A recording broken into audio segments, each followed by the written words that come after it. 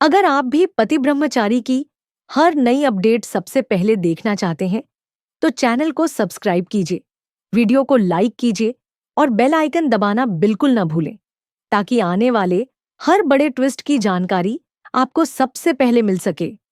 दोस्तों, आने वाले एपिसोड में कहानी एक ऐसे मोड़ पर पहुंचने वाली है, जहां हर रिश्ता, हर भावना और हर सच एक साथ सामने आता हुआ दिखाई देगा। सूरज के दिल और दिमाग में इस वक्त सिर्फ एक ही बात बार बार घूम रही है। वह बात है बंटी के शब्द, जो उसने ईशा के बारे में कहे थे। बंटी ने पूरे विश्वास के साथ सूरज से कहा था कि ईशा गलत नहीं हो सकती। उसने जो कुछ भी किया है, उसके पीछे कोई बहुत बड़ी मजबूरी जरूर रही होगी। यही शब्द अब सूरज के दिमाग में हथौड़े की तरह गूंज रहे हैं। वह जितना उन्हें भूलने की कोशिश करता है, उतना ही ज्यादा उन बातों के बारे में सोचने लगता है। सूरज बार बार उस वीडियो को याद करता है, जिसमें ईशा ने उसके खिलाफ गवाही दी थी। पहले उसे लगता था कि ईशा ने जानबूझकर उसे धोखा दिया है, लेकिन अब जब वह उस वीडियो के हर पल को याद करता है, तो उसे ईशा की आंखों में एक अजीब सा डर दिखाई देता है। उसे महसूस होने लगता है कि शायद उस दिन ईशा किसी बहुत बड़े दबाव में थी। शायद वह कुछ कहना चाहती थी, लेकिन कह नहीं पा रही थी। सूरज का दिल पहली बार उससे सवाल पूछने लगता है कि क्या सच में ईशा दोषी है, या फिर वह भी किसी साजिश का शिकार हुई है। इसी बीच ताई माँ वह सच बताने वाली होती हैं, जो सूरज की पूरी जिंदगी बदल सकता था। वह सूरज को सब कुछ बताने के लिए तैयार होती है, लेकिन किस्मत को शायद कुछ और ही मंजूर होता है। अचानक ताई माँ की तबीयत बिगड़ जाती है। उन्हें तेज चक्कर आता है और वह बेहोश होकर जमीन पर गिर जाती है। सूरज के सामने सच्चाई आने से बस कुछ कदम दूर रह जाती है। वह परेशान हो जाता है, लेकिन कुछ भी नहीं कर पाता। दूसरी तरफ सूरज की नई पोस्टिंग का समय भी आ चुका होता है। उसे एक छोटे से गांव में अपनी नई जिम्मेदारी संभालने के लिए रवाना होना पड़ता है। ट्रेन का समय हो चुका होता है और अब उसके पास रुकने का कोई बहाना नहीं बचता। अरविंद जी और काव्या उसे रेलवे स्टेशन छोड़ने आते हैं। स्टेशन पर पहुंचकर सूरज की आंखें नम हो जाती हैं।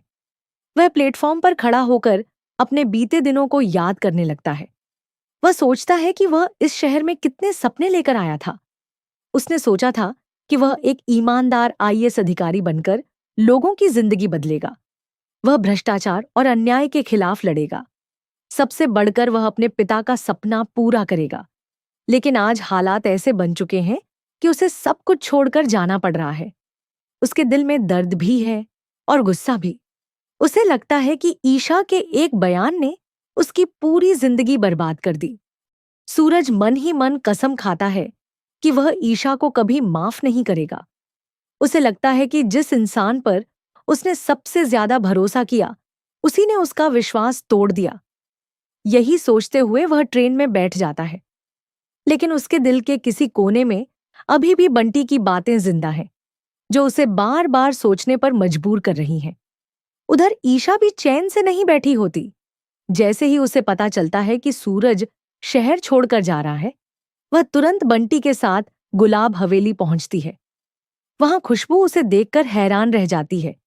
खुशबू गुस्से में पूछती है कि आखिर उसने सूरज के साथ ऐसा क्यों किया।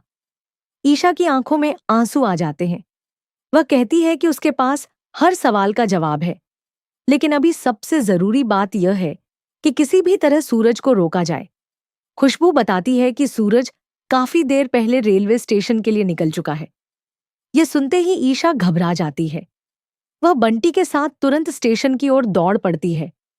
रास्ते भर उसके दिल की धड़कनें तेज होती जाती हैं। उसे डर है कि अगर आज सूरज चला गया, तो शायद वह कभी उसे सच नहीं बता पाएगी। रेलवे स्टेशन पहुंचते ही ईशा और बंटी सूरज को ढूंढना शुरू कर देते हैं। वे एक एक डिब्बे में नजर डालते हैं, लेकिन सूरज कहीं दिखाई नहीं देता। तभी ट्रेन धीरे धीरे चलने लगती है। ईशा की बेचैनी और बढ़ जाती है। उसी समय बंटी की नजर प्लेटफॉर्म पर खड़े अरविंद जी पर पड़ती है। वह तुरंत समझ जाता है कि सूरज इसी ट्रेन में बैठा हुआ है। यह सुनते ही ईशा पूरी ताकत से दौड़ पड़ती है। उसकी आंखों से लगातार आंसू बह रहे होते हैं। वह दौड़ते दौड़ते एक खिड़की के पास पहुंचती है। अंदर सूरज बैठा होता है। ईशा उसे देखकर जोर जोर से आवाज लगाने लगती है। वह रोते हुए कहती है, सूरज मेरी बात सुनो, मैंने तुम्हें धोखा नहीं दिया, मैं मजबूर थी। आकाश ने मुझे ऐसा करने पर मजबूर किया था। ताई माँ की जान खतरे में थी। अगर मैं उसकी बात नहीं मानती तो वह ताई माँ को मार देता। ईशा पहली बार सूरज के सामने अपनी मजबूरी का सच रखने की कोशिश कर रही होती है। उसके शब्दों में दर्द साफ झलक रहा होता है, लेकिन सूरज का दिल अभी भी गुस्से से भरा हुआ है। उसे लगता है कि ईशा अब सिर्फ बहाने बना रही है। वह उसकी एक भी बात सुनना नहीं चाहता। गुस्से में सूरज ट्रेन की खिड़की जोर से बंद कर देता है। खिड़की बंद होते ही ईशा की उम्मीद भी टूट जाती है। उसकी आंखों के सामने ट्रेन धीरे धीरे प्लेटफॉर्म से दूर चली जाती है। वह भागती रहती है, लेकिन ट्रेन उसकी पहुंच से बाहर निकल जाती है। कुछ ही पलों बाद ईशा वहीं जमीन पर गिर जाती है। वह फूट फूट कर रोने लगती है।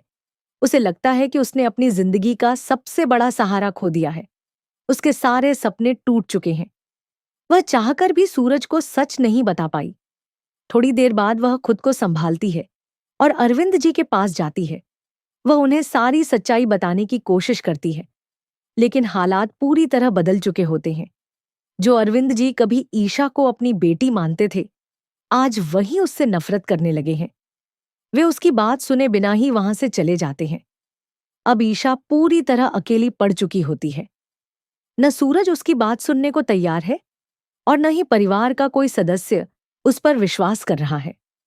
वह प्लेटफॉर्म पर खड़ी सोचती रहती है कि उसने आकाश के अत्याचार सिर्फ इसलिए सहे थे ताकि सूरज का सपना टूटने न पाए। वह चाहती थी कि सूरज एक सफल आईएएस अधिकारी बने, लेकिन आज तो उसका वही सपना भी टूट चुका है। यहीं से ईशा के अंदर एक बड़ा बदलाव आता है। उसकी आंखों में अब सिर्फ आंसू नहीं, बल्कि गुस्सा भी दिखाई देने लगता है। उसे एहसास हो जाता है कि अगर वह अब भी चुप रही तो आकाश जीत जाएगा।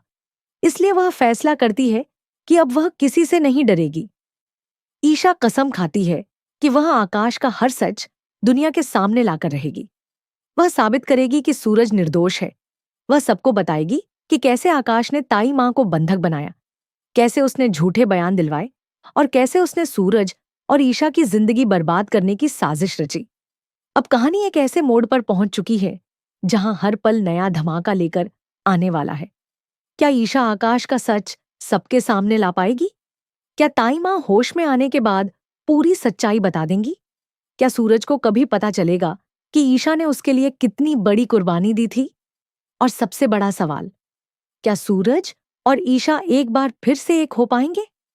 आने वाले एपिसोड में यही सब देखने को मिलने वाला है। इसलिए बने रहिए और ऐसी